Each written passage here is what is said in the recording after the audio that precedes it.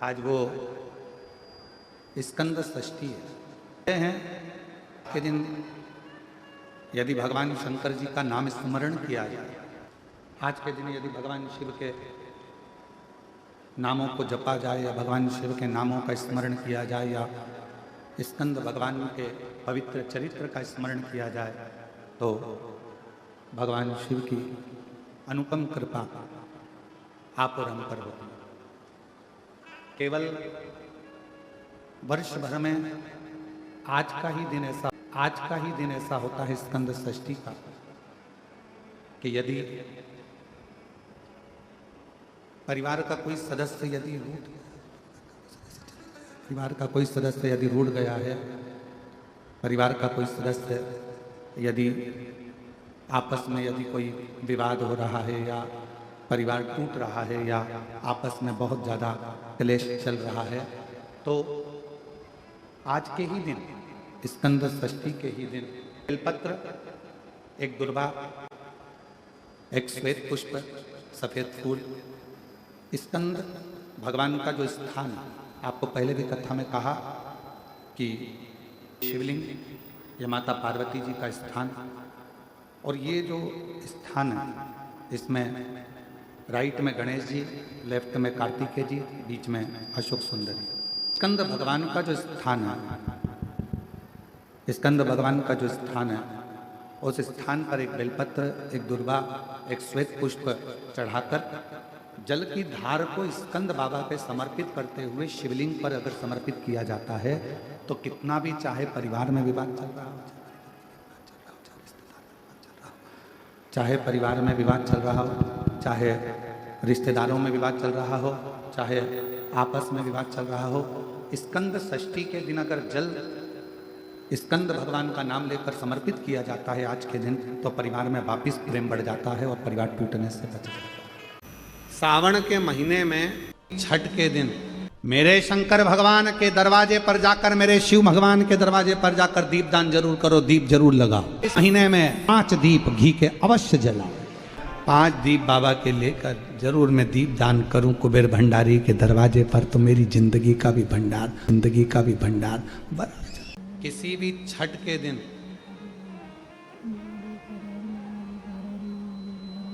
चाहे अंधेरी की छठ हो, चाहे उजाले की छठ हो, किसी भी छठ के दिन अगर षडानंद कार्तिकेय जी महाराज का नाम लेकर 6 बेलपत्र और उस 6 बेलपत्र पर 6 दुर्वा, 6 पुष्प, 6 अक्षत के दाने रखकर षडानंद कार्तिकेय बाबा के स्मरण कर शिवलिंग की जो जलाधारी है, उस जलाधारी पर जहाँ अशोक सुंदरी का स्थान है, उसी के पास में कार्तिकेय जी का स्थान है। किसी भी छठ पर यदि आप बाबा को वो बेलपत्र, वो दुर्वा, वो पुष्प, वो अक्षत का दाना 6 समर्पित करते हैं, किसी भी छठ के दिन, षष्ठी के दिन स्कंद भगवान का नाम लेकर, स्कंदेश्वर बाबा का नाम लेकर, कार्तिकेय बाबा का नाम लेकर यदि समर्पित करते हैं तो जिंदगी में कितना भी कर्जा हो, वो कर्जा 3 महीने के अंदर समाप्त होता ही है। कितना भी कर्जा,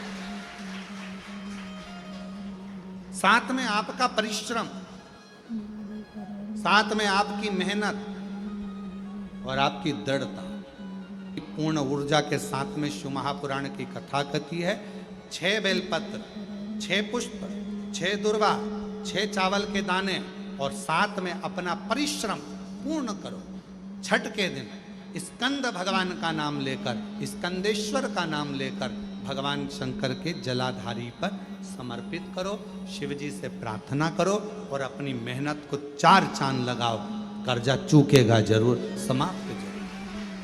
श्रावण में अगर मान लो 1 दिन आपका निकल भी गया, 2 दिन आपके छूट भी गए, कोई दिक्कत की बात नहीं। जो पेड़ तुम्हारे यहाँ लगाओ, जो पौधा तुम्हारे यहाँ लगाओ, जो वृक्ष तुम्हारे यहाँ लगाओ, जो क्यारा तुम्हारे यहाँ, कुंडी तुम्हारे यहाँ, उसी की मिट्टी को, उसी के पेड़ के नीचे, उसी पौधे के नीचे उस मिट्टी को थोड़ा सा हाथ से उसको उठाकर एक लिंग की आकृति बना लें, उसमें जलाधारी बनाने की जरूरत नहीं, केवल लिंग की आकृति बनाकर उसी की पूजन वहीं कर कर पानी चढ़ाकर 15 से 20 मिनट बाद अपना काम करने के बाद उसी को उसी मिट्टी में विसर्जन कर दें अपनी कामना कर कर। देव अधिदेव महादेव 2 महीने के बाद क्या देगा ये वही जान सकता है, वो क्या प्रदान करेगा ये उसके ऊपर। सावन के महीने में जितने लोग पार्थिव शिवलिंग का निर्माण करते हैं, सावन के महीने में जितने लोग पार्थिव शिवलिंग बनाकर पूजन करते हैं, कोई सहजता नहीं है, करोड़ों करोड़ों पुण्य हमारे जीवन के प्राप्त हो जाते हैं, तब शिवलिंग बनता है। आप जब शिवलिंग का स्पर्श कर कर, हमने कई बार कहा है, जब आप लोग शिवरात्रि पर शिवलिंग बनाते हो, सावन के महीने में सोमवार को शिवलिंग बनाते हो, सावन के महीने में शिवलिंग बनाते हो, अधिक मास में शिवलिंग बनाते हो, हम कई लोगों को पहले भी कहे आज भी कहते हैं, महाराज आप अपने हाथ से शिवलिंग बनाओ। ब्राह्मण देवता तो कहेंगे लाओ मैं बना देता हूं, नहीं, आप अपने हाथ से बनाओ। क्यों? ये सारी जो भाग्य की रेखा है ना, जब शिवलिंग बनाते हो, हमारे हाथ की जो बेकार रेखा है, दुख की रेखा है, हमारी कहीं बेकार किस्मत की रेखाएं होती हैं, शिवलिंग बनाते समय वो रेखाएं भी श्रेष्ठ हो जाती हैं और हमारा भाग्य बदल देती हैं। श्रावण महीने की जो महापुराण की कथा यहाँ चल में 3 चीजों का वर्णन बड़ा विशेष आया है। महादेव, जम के बोलो पहले, महादेव। दूसरा नंबर पर है भोला, जिसको कहते हैं भोला शंकर। तीसरे नंबर पर है हर हर। इन 3 उच्चारण को व्यक्ति को, वैसे तो आप कभी भी महादेव बोलो, हर हर महादेव बोलो, भोला शंकर बोलो, मना नहीं है, पर इन 3 उच्चारणों को कहीं कहीं बहुत जरूरी में ले लेना चाहिए। पहला, जब आप किसी कार्य के लिए आगे बढ़ रहे हो और वो कार्य हो ही नहीं रहा, बहुत प्रयास कर लिया आपने और वो काम हो ही नहीं रहा, अथक प्रयास कर कर थक गए, तब घर से जब निकलो तो एक विचार कर कर निकला, मुख से कहकर निकलना कि आज मैं इस कार्य के लिए जा रहा हूं और मेरे साथ मेरा महादेव जा रहा है। कौन जा रहा है? महादेव जा रहा है। वापिस आओगे, ज्यादा से ज्यादा ये होगा 15 दिन, 20 दिन, 25 दिन, 30 दिन लगेंगे। जो कार्य कर कर आए हो उसका रिजल्ट आपके पक्ष में जरूर आएगा, क्योंकि महादेव को आप साथ लेकर जाते हैं। अगर हमने किसी की निंदा कर दी है, हमने किसी की निंदा श्रवण कर ली, हमारे मुख से हमने अपशब्द कह दिया, हमारे मुख से हमने किसी को ताना दे दिया, हमारे मुख से हमने किसी को गाली दे दी, हमारे मुख से हमने किसी को आड़ा टेढ़ा बोल दिया, तो दिन भर में कम से कम 3 बार या तो गंगा जी का स्मरण कर लेना चाहिए, हर हर गंगे, या फिर नर्मदे हर, और अगर ये भी नहीं कर सकते तो हर हर महादेव। 3 बार मात्र स्मरण कर लेने से जीव के मस्तक का जो पाप है वो क्षीण होने लगता है। समाप्त। तीसरे नंबर पर है भोले शंकर, बहुत तेज क्रोध आ रहा।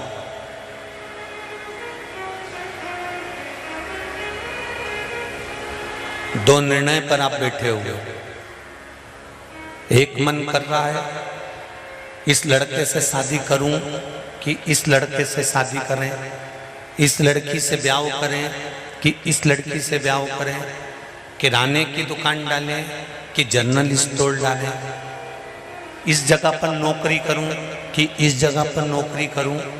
उस समय पर जब 2 नाव सामने खड़ी है और एक नाव पर सवार होना है, उस समय पर एक बेलपत्र लेकर, भोले शंकर का नाम लेकर, एक बेलपत्र लेकर, भोले शंकर का नाम लेकर, बेलपत्र के पेड़ के नीचे ही रखकर निर्णय ले लिया करो, वो निर्णय तुम्हारा सफल होगा, कभी भी निष्फल नहीं।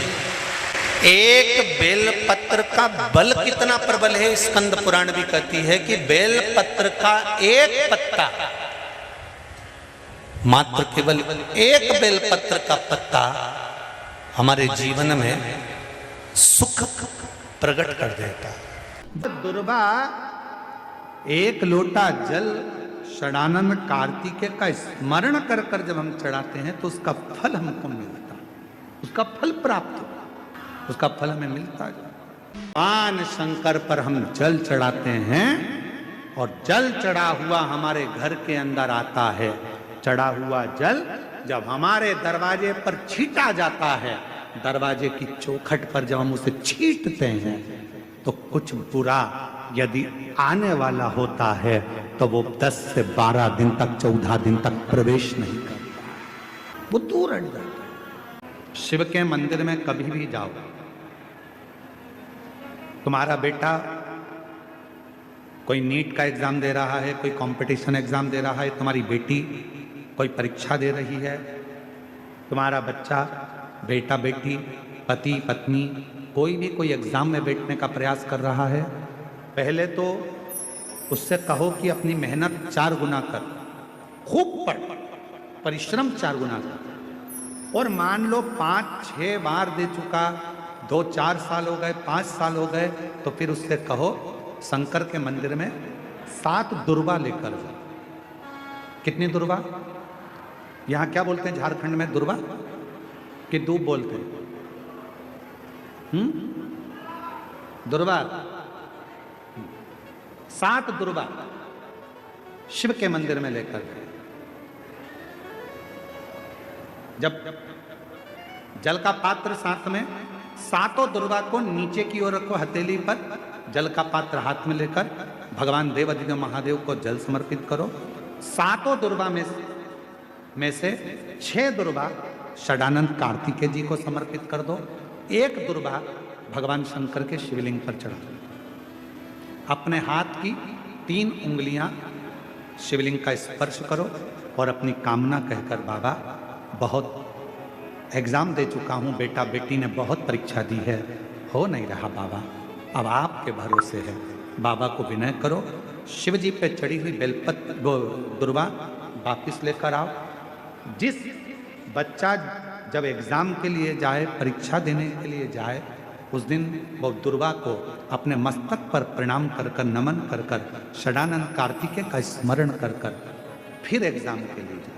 पढ़ाई अच्छी करना, दिल से करना, मेहनत ज़्यादा करना, और एक बार ये प्रयोग कर कर देखना, मेरा षडानंद कार्तिकेय सफलता जरूर प्रदान करे।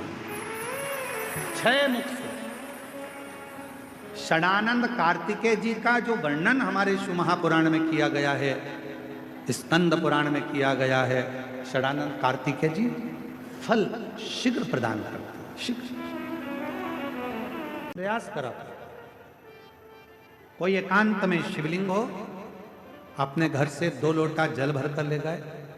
जब घर से लोटा भरकर जल लेकर जाओ तो घड़े पर घड़ा रखो, अर्थात जैसे एक घड़ा है, उस घड़े पर दूसरा, मतलब एक लोटे पर दूसरा लोटा भरकर लेकर जाना। 5 दुर्वा, 5 बेलपत्र, 5 चावल के दाने, 5 कनेर के पुष्प, जो एकांत में शिवलिंग होता है वहां लेकर जाना चाहिए। पहले बाबा को, जो तुमने 2 कलश जल लिया है, उस 2 कलश को, 2 लोटे को एक के ऊपर एक रखकर, अपना हाथ रखकर बाबा को अपने मन की कामना कर कर कि बाबा मेरे ये गर्भाशय में, मेरी बच्चादानी में या मेरे शरीर में गांठ पड़ गई है, बाबा इसको समाप्त कर दो। विनय कर कर, निवेदन कर कर कुंदकेश्वर महादेव का नाम लेकर एकांतेश्वर महादेव पर दोनों जल की धार एक साथ चढ़ा, और बाद में जो दुर्वा लेकर गए हो 5, वो शिव जी को समर्पित करें। बेलपत्र भगवान शंकर को समर्पित करें, कनेर के पुष्प शिव जी को समर्पित करें। मन की कामना कर कर कनेर के पुष्प को शिवलिंग पे से उठाकर मां जगतजननी जगदम्बा अंबा का जो स्थान है, ये शिवलिंग शंकर जी का स्थान, ये जो गोल जलाधारी होती है ये मां पार्वती जी का स्थान है। जो कनेर का पुष्प शिव जी के ऊपर चढ़ाया है उसको उठाकर 5 पुष्प को जगत जननी जगदम्बा के चारों तरफ रख दीजिए। दुर्वा को उतारकर अशोक सुंदरी वाली जगह पर रख दीजिए और बेलपत्र को अपनी हथेली में रखकर शिव जी से प्रार्थना करो कि मेरे गर्भाशय में या मेरे शरीर में यहाँ गांठ है, बाबा इसे गला लो। विनती कर कर दुर्वा को उठा लो, चावल के दाने वहीं चढ़ा के रख दो शिवलिंग के ऊपर और दुर्वा बेलपत्र लेकर घर आ जाओ। 5 दिन तक सुबह एक दुर्वा, शाम के समय बेलपत्र प्रदोष काल में चबा चबा कर खाना प्रारंभ करो। 5 दिन के बाद 15 दिन इंतजार कर कर वापिस जांच कराओ, धीरे धीरे गठान गलना प्रारंभ हो जाए। गांठ गलेगी, डॉक्टर का इलाज साथ में चलने दो, जांचें चलने दो, जो इलाज चल रहा है उसको चलने दो। पर अगर कहीं किसी नारी को गर्भाशय में, बच्चादानी में अगर कोई खराबी हो जाती है या गर्भाशय में हो जाती है या कहीं गांठ पड़ जाती है तो वो शिव की आराधना करे। साधना देसी गाय का घृत थोड़ा सा हाथ में लगाकर, भले 1 चम्मच ना हो, 1 कटोरी ना हो, आधी चम्मच भी ना हो तो 2 आधी चम्मच ना हो तो 2 बूंद ना हो तो 1। ऐसा नहीं बताया तुमको बदला लेने का, आज हम तुमको बदला लेने का उपाय बताते हैं कि बदला कैसे लेते हैं। ठीक है, अगर कोई तुम्हारा बुरा करे, कोई तुम्हें अपशब्द कहे, कोई तुम्हें गाली दे, ताना दे, आड़ा टेढ़ा काम करे और तुम्हें उससे बदला लेना है तो कैसे लोगे, कैसे बदला लोगे? आज हम तुमको, अभी तक हमने ये उपाय नहीं बताया था, आज बता देते हैं कि किसी व्यक्ति से अगर बदला लेना है तो कैसे लेना है। तो एक काम करना, उस व्यक्ति से अगर बदला लेना है तो 1 लोटा जल भरना, शंकर के मंदिर में जाना और दिल से कह देना मैंने उसको माफ कर दिया, उसको माफ कर दिया। उसने मुझे गाली दी, उसने मुझे अपशब्द कहा करा, उसने मेरा बुरा चाहा, पर शंकर के मंदिर में 1 लोटा जल चढ़ाकर कहना जिसने मेरे साथ बुरा करा बाबा मैंने उसको माफ कर दिया, पर मेरे बाबा जल इसलिए चढ़ा रही हूं, एक समय ऐसा लाकर खड़ा करना, मुझे इतनी उन्नति की सीढ़ी पर चढ़ा देना, जिसने मुझे गाली दी है एक दिन वो मुझसे मिलने के लिए तरसे, वो समय लाकर रखना, वो समय लाकर रखना बाबा। मैंने उसको माफ कर दिया, मैंने अपने मन से निकाल दिया, मैंने उसको मन से हटा दिया कि कोई ने मुझे गाली दी थी, कोई ने मुझे अपशब्द कहा था। करें आपके जीवन में, यदि आपको ऐसा लगता है कि हमारे बहुत तप करने पर, भजन करने पर, व्रत करने पर, साधना करने पर, उपास करने पर भी हमें कहीं ना कहीं तकलीफ का सामना करना पड़ रहा है, तो निवेदन है 1 चावल का दाना शिव को चढ़ाने का या 1 पुष्प की पंखड़ी, और बन सके आपकी जिंदगी में अगर आप बना सकते हो और कर सकते हो तो मालूम पड़े, अगर 1 चावल का दाना नहीं चढ़ा सकते, जल नहीं चढ़ा सकते, तो 1 शमी का पत्र भी अगर आप शिव को समर्पित कर रहे हो तो शिव उसको स्वीकार करो। पत्री के मध्य पत्ती और ये 2 पत्ती है, इस पत्ती के बीच की जो जगह होती है वहां यदि पीला चंदन और 1 चावल का दाना लेकर हरीश्वर महादेव का नाम लेकर शंकर के शिवलिंग पर प्रदोष के दिन अगर चढ़ा देते हैं तो वो बेटा बेटी जिस एग्जाम को दे रहा होता है अच्छी मेहनत के साथ, लगन के साथ, तो निश्चित है वो उसमें सफलता पाता जरूर है। हरीश्वर महादेव। शरीर में, हाथ में कंपन हो रहा है, पांव चलते नहीं बन रहा है, शरीर हाँप ज्यादा भरा रही है, खूब ज्यादा शरीर चल नहीं पाता, थोड़ी थोड़ी देर में हाँपड़ी भरा जाती है, हाँप भरा जाती है, या पीछे से रीढ़ की हड्डी दुखना प्रारंभ हो जाती है, तो उसके लिए सरसों के फूल 108, भगवान शंकर के मंदिर में कृष्णेश्वर महादेव का नाम लेकर 108 सरसों के फूल एक एक कर कर कृष्णेश्वर बाबा को समर्पित कर दो। उसी फूल को उठाकर नंदी जो मंदिर में है उसका पीठ का ऊपर का एक भाग होगा, नंदी के पीठ पर अग्र भाग ऊपर का होता है, उस भाग को वो 108 सरसों के फूल छुआ दो और उसको लेकर घर पर आ जाओ, उसको सूखने डाल दो। सूखने के बाद वो सरसों के फूल का थोड़ा थोड़ा सा भाग सुबह के समय पर खाली पेट जरा सा भाग रोज खाना प्रारंभ करो। 21 दिन तक, 20 दिन तक अगर आपने रोज खाया, आपके हाथ का कंपन और जो चलने में आपको हाँफ भरा रही है वो, और रीढ़ की जो हड्डी दुख रही है उसमें धीरे धीरे अंतर आना अपने आप प्रारंभ हो जाएगा। कृष्णेश्वर महादेव का स्मरण की स्कंद षष्ठी है, स्कंद छठ होती है, षष्ठी होती है। ये पूरे वर्ष में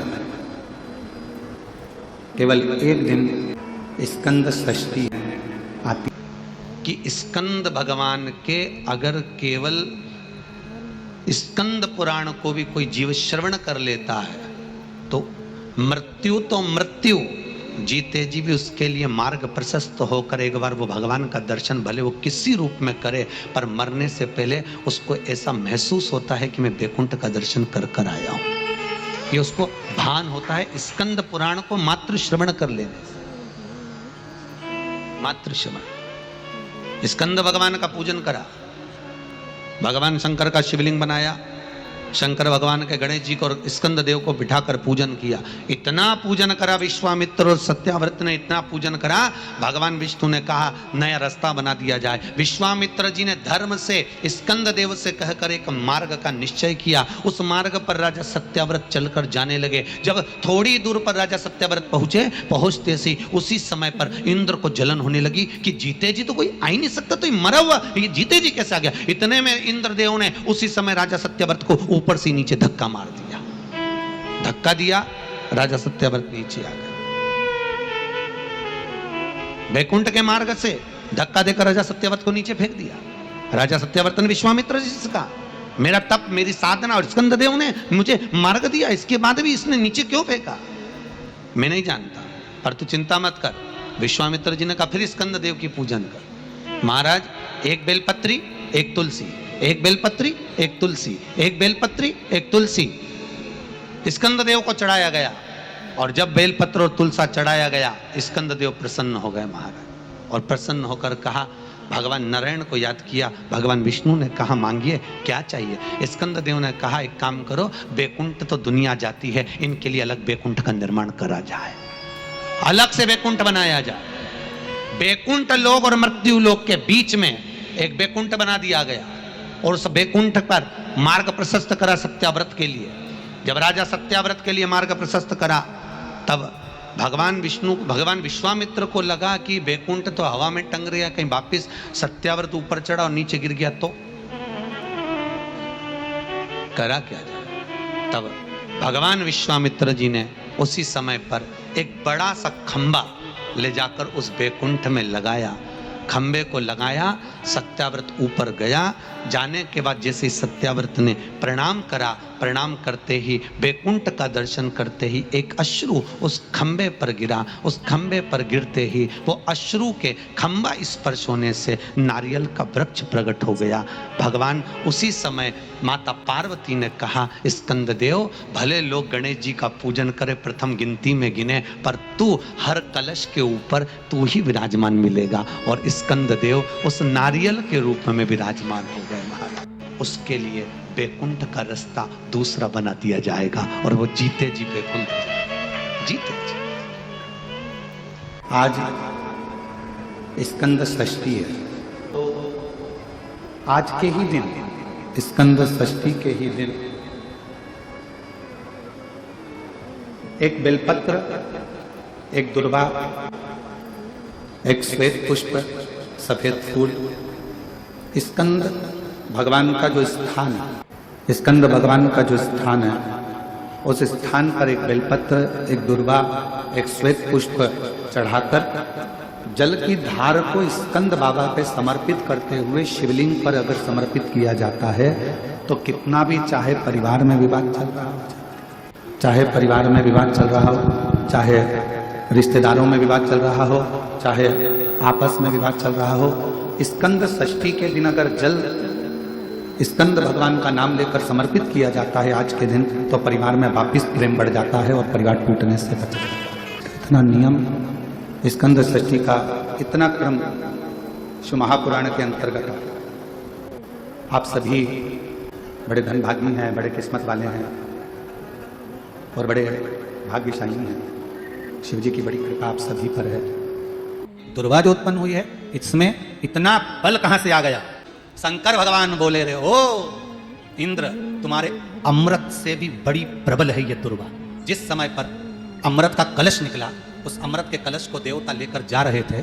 ले जाते राक्षसों से छुड़ाकर सबसे पहले इन्होंने समुद्र के किनारे पर उसको छुपाया। उस जगह पर भगवान विष्णु की जंघा के रोम पड़े थे जिससे दुर्गा उत्पन्न हुई थी। उस दुर्गा पर इस कलश को जब रखा, रखते ही एक देवता ने उसके उठाकर देखना चाहा तो उसमें से थोड़ा सा भाग अमृत का नीचे गिर गया जो दुर्गा पर पड़ गया। और आगे गए, फिर इसको छुपाया, वहां भी दुर्गा थी। फिर और आगे गए, वहां भी दुर्गा थी। सुन इंद्र, तेरे को जो अमृत मिला तूने एक बार में पिया। ब्रह्मा को जो अमृत मिला वो ब्रह्मदेव ने एक बार में पिया। वरुण को जो अमृत मिला वो एक बार में पिया।